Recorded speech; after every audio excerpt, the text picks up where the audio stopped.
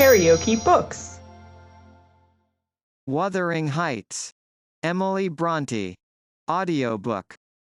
Chapter 13. For 2 months the fugitives remained absent. In those 2 months, Mrs. Linton encountered and conquered the worst shock of what was denominated a brain fever. No mother could have nursed an only child more devotedly than Edgar tended her. Day and night he was watching, and patiently enduring all the annoyances that irritable nerves and a shaken reason could inflict, and, though Kenneth remarked that what he saved from the grave would only recompense his care by forming the source of constant future anxiety, in fact, that his health and strength were being sacrificed to preserve a mere ruin of humanity, he knew no limits in gratitude and joy when Catherine's life was declared out of danger, and hour after hour he would sit beside her, tracing the gradual return to bodily health, and flattering his too sanguine hopes with the illusion that her mind would settle back to its right balance also, and she would soon be entirely her former self. The first time she left her chamber was at the commencement of the following March. Mr. Linton had put on her pillow, in the morning, a handful of golden crocuses. Her eye, long stranger to any gleam of pleasure, caught them in waking, and shone delighted as she gathered them eagerly together. "These are the earliest flowers at the Heights," she exclaimed. "They remind me of soft thaw winds, and warm sunshine, and nearly melted snow. Edgar, is there not a south wind, and is not the snow almost gone?" "The snow is quite gone down here, darling," replied her husband, "and I only see 2 white spots on the whole range of moors. The sky is blue, and the larks are singing, and the becks and brooks are all brimful. Catherine, last spring at this time, I was longing to have you under this roof. Now, I wish you were a mile or 2 up those hills.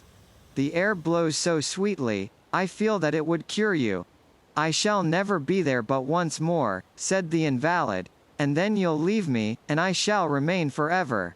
Next spring you'll long again to have me under this roof, and you'll look back and think you were happy today." Linton lavished on her the kindest caresses, and tried to cheer her by the fondest words. But, vaguely regarding the flowers, she let the tears collect on her lashes and stream down her cheeks unheeding. We knew she was really better, and, therefore, decided that long confinement to a single place produced much of this despondency, and it might be partially removed by a change of scene. The master told me to light a fire in the many weeks deserted parlor, and to set an easy chair in the sunshine by the window. And then he brought her down, and she sat a long while enjoying the genial heat, and, as we expected, revived by the objects round her, which, though familiar, were free from the dreary associations investing her hated sick chamber. By evening she seemed greatly exhausted, yet no arguments could persuade her to return to that apartment, and I had to arrange the parlor sofa for her bed, till another room could be prepared. To obviate the fatigue of mounting and descending the stairs, we fitted up this, where you lie at present, on the same floor with the parlor, and she was soon strong enough to move from one to the other, leaning on Edgar's arm. Ah, I thought myself, she might recover, so waited on as she was.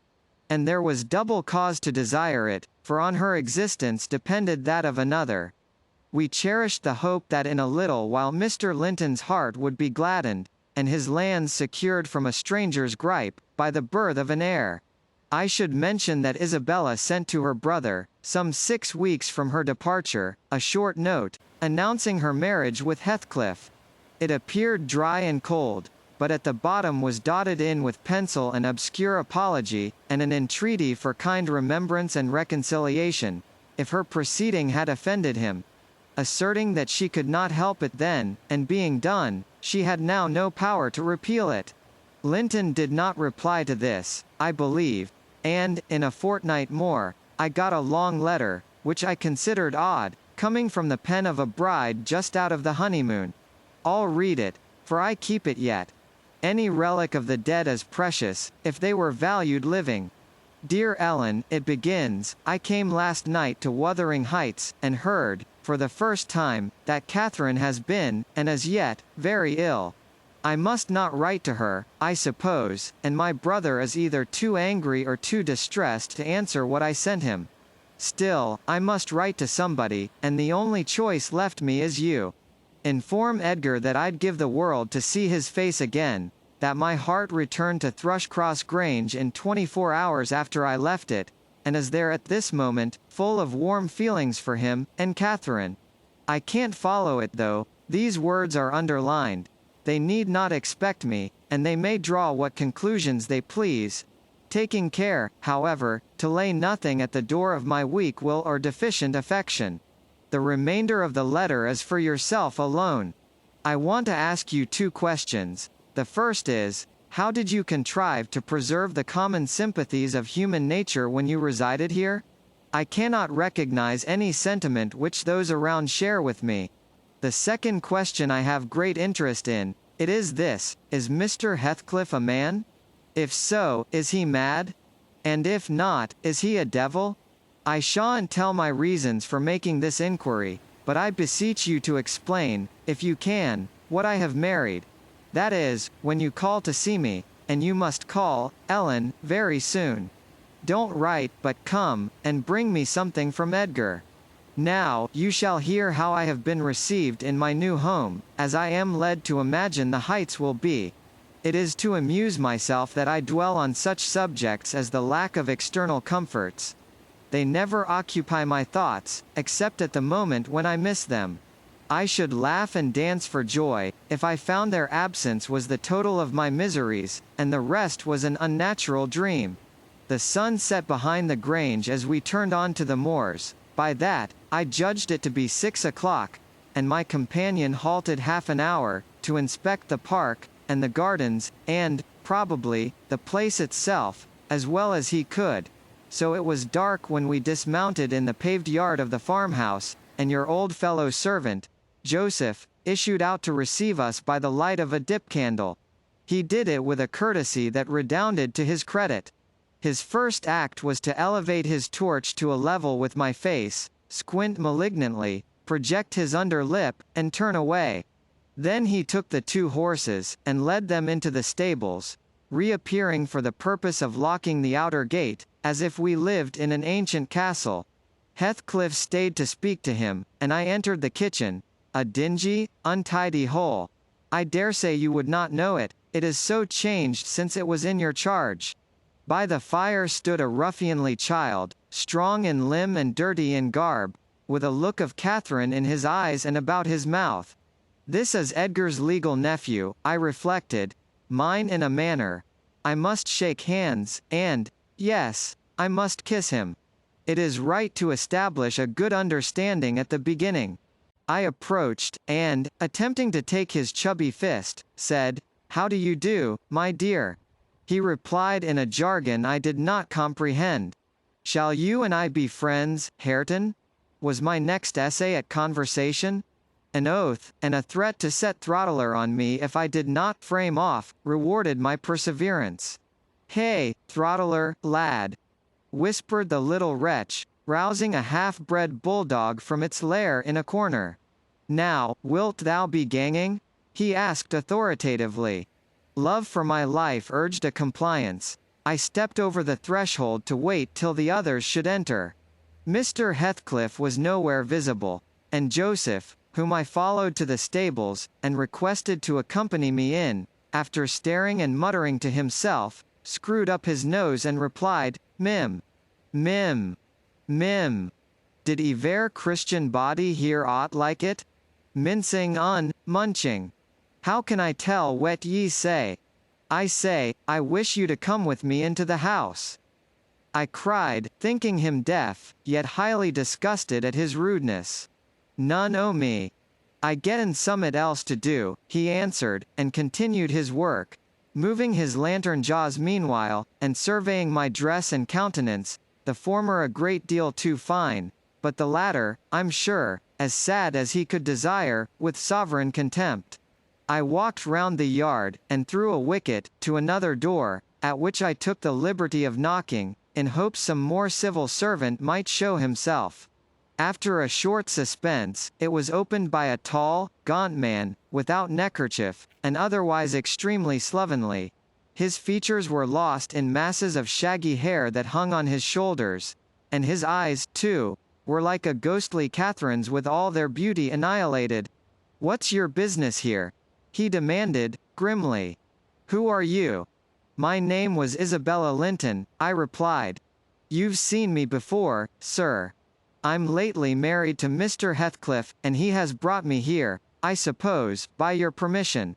"Is he come back, then?" asked the hermit, glaring like a hungry wolf. "Yes, we came just now," I said, "but he left me by the kitchen door, and when I would have gone in, your little boy played sentinel over the place, and frightened me off by the help of a bulldog. It's well the hellish villain has kept his word," growled my future host, searching the darkness beyond me in expectation of discovering Heathcliff, and then he indulged in a soliloquy of execrations, and threats of what he would have done had the fiend deceived him.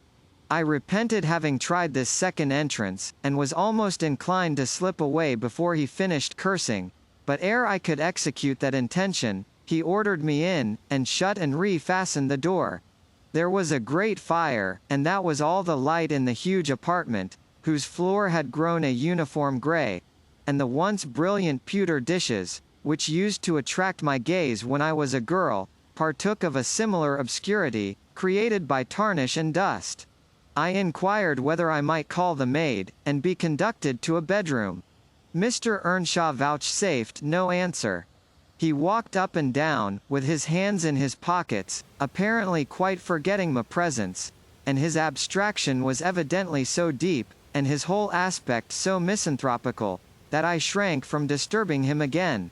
You'll not be surprised, Ellen, at my feeling particularly cheerless, seated in worse than solitude on that inhospitable hearth, and remembering that 4 miles distant lay my delightful home, containing the only people I loved on earth, and there might as well be the Atlantic to part us, instead of those 4 miles. I could not overpass them. I questioned with myself, where must I turn for comfort? And, mind you don't tell Edgar, or Catherine. Above every sorrow beside, this rose preeminent: despair at finding nobody who could or would be my ally against Heathcliff. I had sought shelter at Wuthering Heights, almost gladly, because I was secured by that arrangement from living alone with him. But he knew the people we were coming amongst, and he did not fear their intermeddling. I sat and thought a doleful time. The clock struck 8 and 9, and still my companion paced to and fro, his head bent on his breast, and perfectly silent, unless a groan or a bitter ejaculation forced itself out at intervals.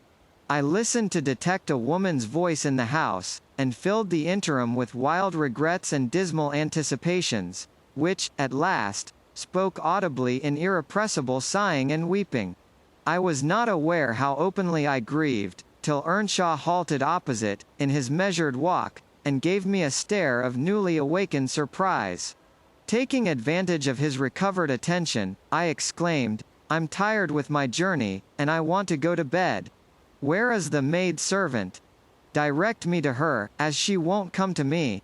"We have none," he answered. "You must wait on yourself." "Where must I sleep, then?" I sobbed. I was beyond regarding self-respect, weighed down by fatigue and wretchedness. "Joseph will show you Heathcliff's chamber," said he. "Open that door, he's in there." I was going to obey, but he suddenly arrested me, and added in the strangest tone, "Be so good as to turn your lock, and draw your bolt. Don't omit it." "Well," I said. "But why, Mr. Earnshaw?" I did not relish the notion of deliberately fastening myself in with Heathcliff. "Look here," he replied, pulling from his waistcoat a curiously constructed pistol, having a double-edged spring knife attached to the barrel. "That's a great tempter to a desperate man, is it not? I cannot resist going up with this every night, and trying his door. If once I find it open he's done for. I do it invariably, even though the minute before I have been recalling 100 reasons that should make me refrain. It is some devil that urges me to thwart my own schemes by killing him. You fight against that devil for love as long as you may. When the time comes, not all the angels in heaven shall save him. I surveyed the weapon inquisitively. A hideous notion struck me. How powerful I should be possessing such an instrument. I took it from his hand, and touched the blade. He looked astonished at the expression my face assumed during a brief second. It was not horror, it was covetousness. He snatched the pistol back, jealously, shut the knife, and returned it to its concealment. I don't care if you tell him, said he. Put him on his guard, and watch for him. You know the terms we are on, I see. His danger does not shock you. What has Heathcliff done to you? I asked.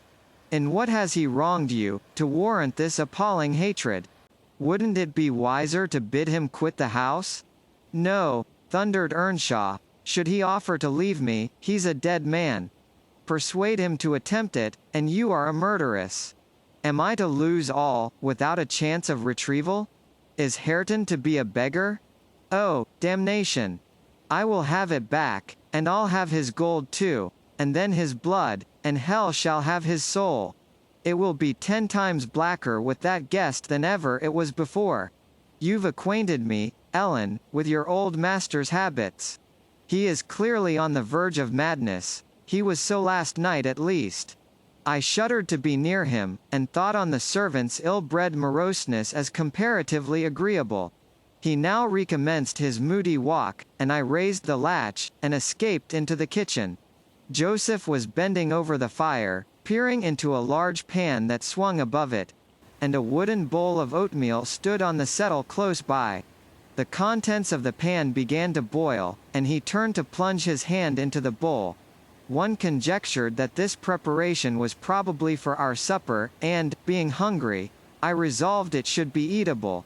So, crying out sharply, I'll make the porridge. I removed the vessel out of his reach, and proceeded to take off my hat and riding habit. Mr. Earnshaw, I continued, directs me to wait on myself. I will. I'm not going to act the lady among you, for fear I should starve. Good Lord, he muttered, sitting down, and stroking his ribbed stockings from the knee to the ankle. If there's to be fresh ortherings, just when I gen used to 2 maesters, if I moon hev, a mistress set o'er my head, it's like time to be flitting. I niver did think to see day that I mud lave thould place, but I doubt it's nigh at hand. This lamentation drew no notice from me. I went briskly to work, sighing to remember a period when it would have been all merry fun, but compelled speedily to drive off the remembrance. It racked me to recall past happiness and the greater peril there was of conjuring up its apparition. The quicker the thibble ran round, and the faster the handfuls of meal fell into the water. Joseph beheld my style of cookery with growing indignation. Thier, he ejaculated. Hareton, thou willn't sup thy porridge to neat. They'll be naught but lumps as big as my kneve. Thier, Aegean. I'd fling in bowl all, if I wer ye. There, pale tea, gilp off, then ye'll hae done tea. Bang, bang. It's a mercy tea, Botham isn't deaved out. It was rather a rough mess, I own, when poured into the basins. 4 had been provided, and a gallon pitcher of new milk was brought from the dairy, which Hareton seized and commenced drinking and spilling from the expansive lip. I expostulated, and desired that he should have his in a mug, affirming that I could not taste the liquid treated so dirtily. The old cynic chose to be vastly offended at this nicety, assuring me, repeatedly, that the barn was every bit as good as I, and every bit as woolsome, and wondering how I could fashion to be so conceited. Meanwhile, the infant ruffian continued sucking, and glowered up at me defyingly, as he slavered into the jug. I shall have my supper in another room, I said. Have you no place you call a parlour? Parlour, he echoed, sneeringly, parlour. Nay, we've no a parlours. If ya done it loike a wer company, there's maesters, if ya done it loike a maester, there's us. Then I shall go upstairs, I answered. Show me a chamber. I put my basin on a tray, and went myself to fetch some more milk. With great grumblings, the fellow rose, and preceded me in my ascent. We mounted to the garrets. He opened a door, now and then, to look into the apartments we passed. "Here's a rom," he said, at last, flinging back a cranky board on hinges. "It's wheel enu to ate a few porridge in. There's a pack o' corni tea corner, theer, meterly clane. If you're feared o' muckying grand silk cloes, spread handkerchier o' tea top on't." The rom was a kind of lumber hole smelling strong of malt and grain. Various sacks of which articles were piled around, leaving a wide, bare space in the middle. "Why, man," I exclaimed, facing him angrily, "this is not a place to sleep in. I wish to see my bedroom." "Bedroom," he repeated, in a tone of mockery. "Yaws see all te bedrooms theer as, yon's mine." He pointed into the second garret, only differing from the first in being more naked about the walls, and having a large, low, curtainless bed, with an indigo-colored quilt, at one end. "What do I want with yours?" I retorted. "I suppose Mr. Heathcliff does not lodge at the top of the house, does he?" "Oh, it's Maister Heathcliff's you're wanting," cried he, as if making a new discovery. "Couldn't ye ha," said Soa, at onst? Then, I mud ha, telled ye, bought all this work, that's just one ye cannot see. He allus keeps it locked, nobdy iver mells on't but hisseln. You've a nice house, Joseph," I could not refrain from observing, "and pleasant inmates. And I think the concentrated essence of all the madness in the world took up its abode in my brain the day I linked my fate with theirs. However, that is not to the present purpose, there are other rooms. For heaven's sake be quick, and let me settle somewhere." He made no reply to this adjuration, only plodding doggedly down the wooden steps, and halting, before an apartment which, from that halt and the superior quality of its furniture, I conjectured to be the best one. There was a carpet, a good one, but the pattern was obliterated by dust. A fireplace hung with cut paper, dropping to pieces. A handsome oak bedstead with ample crimson curtains of rather expensive material and modern make. But they had evidently experienced rough usage.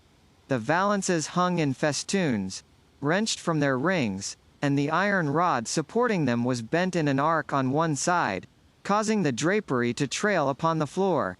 The chairs were also damaged, many of them severely, and deep indentations deformed the panels of the walls.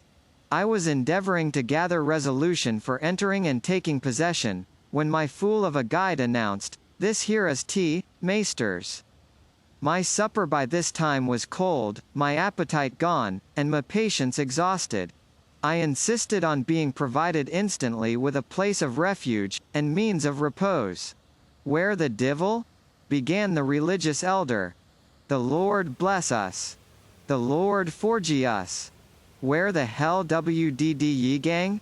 Ye marred, wearisome nout. Ye've seen all but Hareton's bit of a chammer. There's not another hoyle to lig down in hawes." I was so vexed, I flung my tray and its contents on the ground, and then seated myself at the stair's head, hid my face in my hands, and cried, "ECH! ECH!" exclaimed Joseph. "Weel done, Miss Cathy. Weel done, Miss Cathy. Howsiver, Maister Saul just toomly o'er them brooken pots. Then we's hear summit. We's hear how it's to be. Goid for not maddling. Ye desarve pining fro, this to Chursmas, flinging precious gifts o God under fuit flaysome rages. But I'm mista'en if ye show spirit lang. Will Heathcliff bide sich bonny ways, think ye? I nobbut wish he may catch ye that plisky. I nobbut wish he may." And so he went on scolding to his den beneath, taking the candle with him, and I remained in the dark. The period of reflection succeeding this silly action compelled me to admit the necessity of smothering my pride and choking my wrath, and bestirring myself to remove its effects. An unexpected aid presently appeared in the shape of Throttler, whom I now recognized as a son of our old skulker. It had spent its whelphood at the Grange, and was given by my father to Mr. Hindley. I fancy it knew me. It pushed its nose against mine by way of salute, and then hastened to devour the porridge, while I groped from step to step, collecting the shattered earthenware, and drying the spatters of milk from the banister with my pocket handkerchief. Our labours were scarcely over when I heard Earnshaw's tread in the passage. My assistant tucked in his tail, and pressed to the wall. I stole into the nearest doorway. The dog's endeavour to avoid him was unsuccessful, as I guessed by a scutter downstairs, and a prolonged, piteous yelping. I had better luck. He passed on, entered his chamber, and shut the door. Directly after Joseph came up with Hareton, to put him to bed. I had found shelter in Hareton's room, and the old man, on seeing me, said, "They's rom for both ye pride. Now, I sud think the hawse. It's empty. Ye may hev it all to yourseln, him as a lose mocks a third, sich ill company." Gladly did I take advantage of this intimation, and the minute I flung myself into a chair, by the fire, I nodded, and slept. My slumber was deep and sweet, though over far too soon. Mr. Heathcliff awoke me. He had just come in, and demanded, in his loving manner, what I was doing there. I told him the cause of my staying up so late, that he had the key of our room in his pocket. The adjective gave mortal offence. He swore it was not, nor ever should be, mine, and but I'll not repeat his language, nor describe his habitual conduct. He is ingenious and unresting in seeking to gain my abhorrence. I sometimes wonder at him with an intensity that deadens my fear. Yet, I assure you, a tiger or a venomous serpent could not rouse terror in me equal to that which he wakens. He told me of Catherine's illness, and accused my brother of causing it, promising that I should be Edgar's proxy in suffering, till he could get hold of him. I do hate him. I am wretched. I have been a fool. Beware of uttering one breath of this to anyone at the Grange. I shall expect you every day. Don't disappoint me, Isabella. KaraokeBooks.